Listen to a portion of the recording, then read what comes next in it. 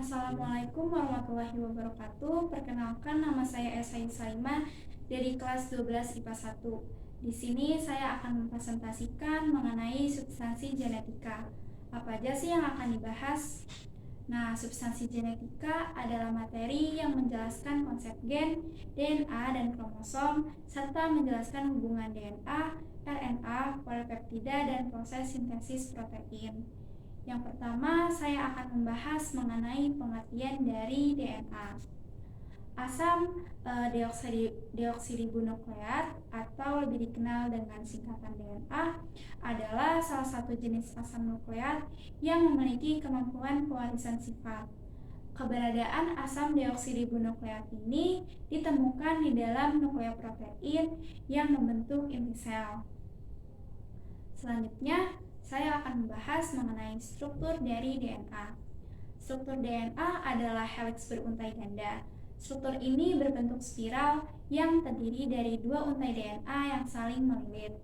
DNA sendiri merupakan polimer nukleotida. Artinya, rantai DNA yang berbentuk heliks ganda atau double helix terdiri atas senyawa organik nukleotida yang berulang-ulang dan tersusun rangkap. Sedangkan nukleotida itu sendiri tersusun atas molekul fosfat, molekul gula atau deoksiribosa, dan basa nitrogen. Kemudian molekul nukleotida berupa gula dan fosfat saling terikat memberikan bentuk dua untai rantai panjang yang spiral yang disebut sebagai double helix pada DNA. Basa-basa nitrogen melekat pada molekul gula. Jadi basa-basa nitrogen itu melekat pada molekul gula fosfat sebagai tulang punggung dengan ikatan kovalen. Anggap aja DNA itu sebuah tangga berpilin. Pegangan dan rangka tersebut terdiri dari gula fosfat, sedangkan basa nitrogennya itu adalah anak tangganya. Oke, selanjutnya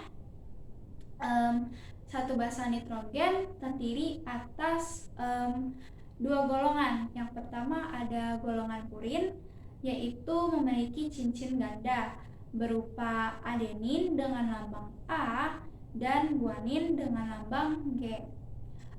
Yang kedua ada golongan pirimidin yang memiliki cincin tunggal berupa timin dengan lambang T dan sitosin dengan lambang C. Basa nitrogen ini memiliki pasangan sehingga dapat terbentuk heliks ganda dengan membentuk ikatan hidrogen yang mudah terikat dan mudah lepas. Adenin ini berpasangan dengan timin dengan jumlah hidrogennya itu ada 2. Sedangkan guanin ini berpasangan dengan sitosin dengan jumlah ikatan hidrogennya ada 3. Oke, selanjutnya kita akan membahas mengenai replikasi DNA. Kira-kira kalian udah ada yang tahu belum sih apa itu replikasi DNA? Nah, replikasi DNA adalah peristiwa sintesis DNA. Jadi, saat suatu sel membelah secara mitosis, tiap-tiap sel hasil pembelahan mengandung DNA penuh dan identik seperti induknya. Kemudian replikasi DNA itu dapat terjadi dengan adanya sintesis rantai nukleotida baru dari rantai nukleotida lama. Kemudian ada kemampuan DNA untuk membentuk DNA baru yang sama persis dengan DNA asal atau replikasi. Kemampuan tersebut disebut dengan kemampuan autokatalitik. Kemudian ada kemampuan DNA membentuk molekul kimia lain dari salah satu atau sebagian rantainya disebut dengan kemampuan heterokatalitik. Oke, selanjutnya yaitu ada 3 hipotesis tentang terjadinya replikasi DNA. Yang pertama ada replikasi konservatif. Teori replikasi konservatif ini yaitu dua rantai DNA lama tetap tidak berubah, berfungsi sebagai cetakan untuk dua rantai DNA yang baru. Kemudian yang kedua ada replikasi semi konservatif. Nah, di replikasi semi konservatif ini dua rantai DNA lama terpisah dan rantai baru disintesis dengan prinsip komplementasi pada masing-masing rantai DNA lama tersebut. Akhirnya dihasilkan dua rantai DNA baru yang masing-masing mengandung satu rantai cetakan molekul DNA lama dan satu rantai baru hasil sintesis. Kemudian yang ketiga ada replikasi dispersif. Nah, replikasi dispersif ini beberapa bagian dari kedua rantai DNA lama digunakan sebagai cetakan untuk sintesis rantai DNA baru. Oleh karena itu hasil akhir diperoleh rantai DNA lama dan baru yang tersebar pada rantai DNA lama dan yang baru. Oke, selanjutnya proses replikasi DNA itu melibatkan beberapa enzim. Yang pertama ada helikase. Nah, helikase ini berfungsi untuk mempermudah membuka rantai ganda DNA menjadi dua buah rantai tunggal RNA primer, Kemudian ada RNA primer. Nah, untuk RNA primer ini berfungsi untuk menggabungkan nukleotida RNA agar dapat membentuk primer. Selanjutnya ada DNA polimerase. DNA polimerase ini berfungsi untuk menggabungkan nukleotida menjadi polimer DNA yang panjang. Dan yang terakhir ada ligase, yaitu untuk menyambungkan bagian-bagian rantai tunggal DNA atau fragmen Okazaki yang baru terbentuk. Oke, selanjutnya kita akan membahas mengenai replikasi DNA. Nah, yang pertama itu enzim helikase membuka heliks ganda DNA induk. Kemudian protein pengikut untai tunggal menstabilkan DNA induk yang terbuka.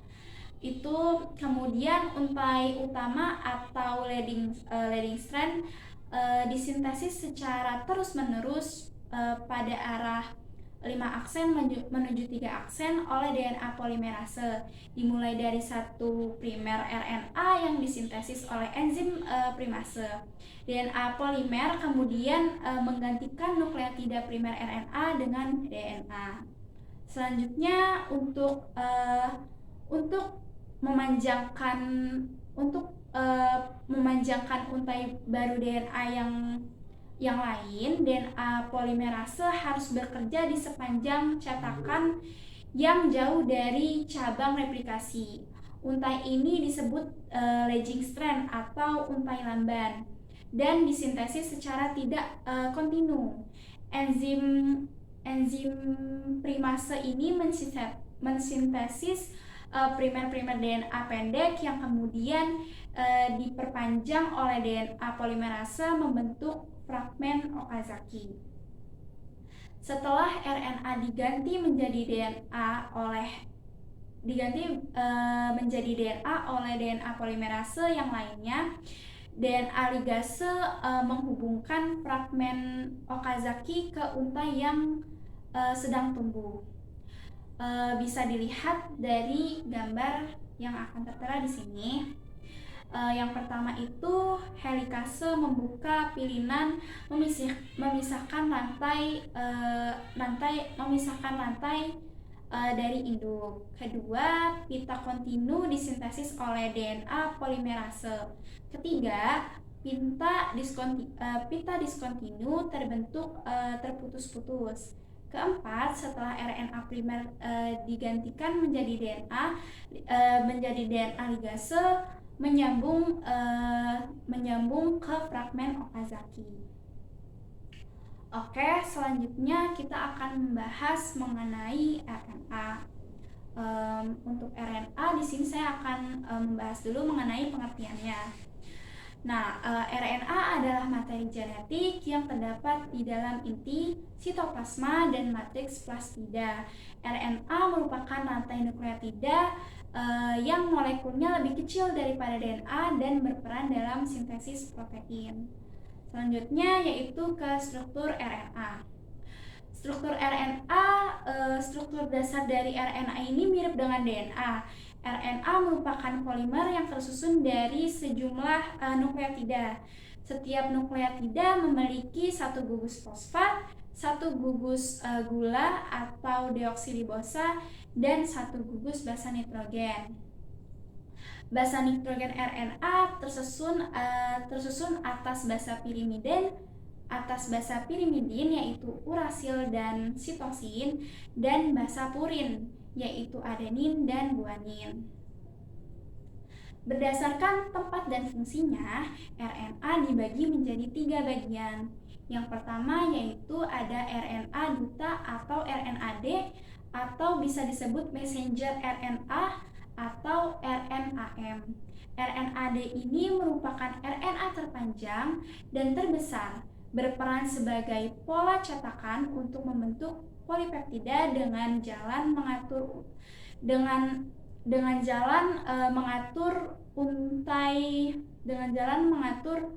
urutan asam amino untuk membentuk protein.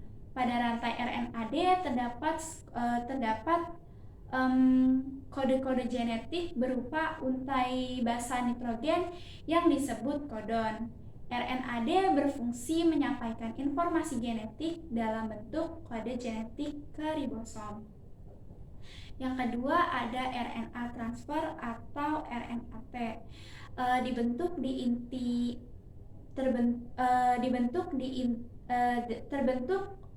inti dan terdapat di dalam sitoplasma. RNAT mempunyai rantai terpendek daripada jenis RNA lainnya. RNAT ini berfungsi untuk mengikat dan mengangkut asam amino ke ribosom dan menerjemahkan atau translasi. Selanjutnya ada RNA ribosom atau RNAR. Dihasilkan oleh nukleolus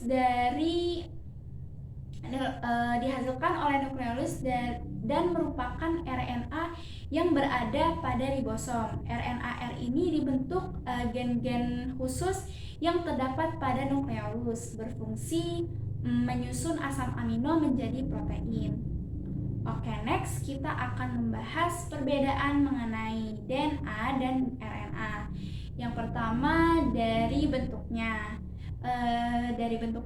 Bentuk dari DNA yaitu double helix rantai panjang, sedangkan untuk RNA itu tunggal helix rantai pendek. Yang kedua dari fungsinya, fungsi DNA adalah untuk informasi genetik dan sintesis protein, sedangkan RNA itu berfungsi untuk sintesis protein saja. Yang ketiga ada dari letaknya. Untuk DNA itu terletak pada nukleus, mitokondria, dan kloroplas, sedangkan pada RNA terletak pada nukleus, sitoplasma, dan ribosom. Yang keempat dari basa nitrogennya. Untuk DNA terdiri dari purin, adenin, sitosin, dan timin, sedangkan pada RNA terdiri dari guanin, adenin, sitosin, dan urasil. Dan yang terakhir itu dari gulanya. Kalau DNA itu tersusun dari deoksiribosa, sedangkan RNA tersusun dari ribosa. Selanjutnya kita akan membahas mengenai sintesis protein. Sintesis protein adalah proses pembentukan protein di dalam tubuh yang dilakukan oleh RNA atas perintah atau kode dari DNA. Sintesis protein ini berlangsung di dalam inti sel dan di dalam ribosom. Bahan baku dari sintesis protein adalah asam amino. Kemudian jumlah asam amino ini jumlah asam amino yang terlibat dalam sintesis protein itu ada 20. Namun urutan asam amino tersebut dikode sepenuhnya oleh DNA. Adapun hasil akhir dari sintesis protein ini adalah terbentuknya protein fungsional seperti enzim, hormon, keratin, dan hemoglobin. Selanjutnya yaitu tahapan sintesis protein. Nah, tahapan sintesis protein ini terbagi menjadi dua bagian, yaitu transkripsi dan translasi. Secara umum, sintesis protein berawal dari DNA, lalu pembentukan RNA, kemudian penyusunan protein. Nah, proses protein, kemudian proses perubahan molekul ini juga dengan sentral dogma. Selanjutnya kita akan membahas mengenai tahap transkripsi. Proses sintesis protein di tahap awal ini merupakan proses dimulai di mana terjadi penyalinan sebagian molekul DNA. Penyalinan ini dilakukan karena lokasi DNA ada di nukleus. Sementara proses pembentukan protein yaitu di ribosom yang terletak pada sitoplasma. Dikarenakan DNA tidak mampu bergerak sendiri ke ribosom, maka DNA butuh penggerak yaitu RNA polimerase atau mRNA untuk mendatangi DNA, menyalin kode genetik atau membuat cetakan, lalu memindahkan salinan DNA tersebut ke ribosom. Maka dalam hal ini mRNA itu disebut sebagai pembawa pesan. Dalam proses transkripsi terbagi lagi menjadi 3 bagian. Yang pertama ada inisiasi. Nah, RNA polimerase memecah sebagai molekul DNA yang berisi segmen-segmen berupa gen. Dalam gen terdapat bagian ujung yang disebut promoter dan terminator. RNA polimerase akan bergerak dari bagian terminator ke promoter untuk memecah DNA. Jika RNA polimerase telah berhasil di bagian promoter, maka proses inisiasi ini selesai. Selanjutnya ada elongasi. Proses ini yaitu saat RNA polimerase ini kembali ke terminator setelah mencapai promoter sehingga terbentuk mRNA yang akan menyalin kode genetik pada DNA. Yang ketiga ada terminasi. Terminasi yaitu proses terakhir transkripsi, yaitu ketika urutan mRNA telah selesai terbentuk dan lepas